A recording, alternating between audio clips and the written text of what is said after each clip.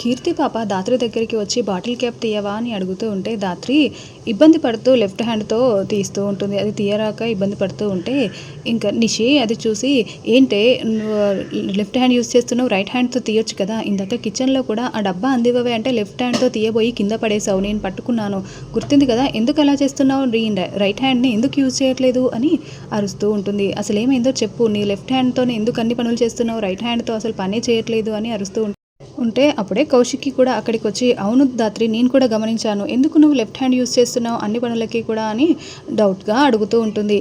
ఇంకా రాత్రిని జేడీని హాస్పిటల్లో రైట్ హ్యాండ్ అసలు యూజ్ చేయొద్దు అని బుల్లెట్ తగిలింది కాబట్టి అని డాక్టర్ చెప్పారు, కేడీ కూడా చెప్పాడు కదా అని అనుకుంటూ అవును దాత్రి ఏమైనా దెబ్బ తగిలిందా, ఎందుకు నువ్వు రైట్ హ్యాండ్ యూజ్ చేయట్లేదు చెప్పు దాత్రి చెప్పు అని కౌశికి కూడా గట్టిగా నిలదీస్తూ ఉంటుంది. కౌశికి డౌట్ వచ్చి ఉంటుంది.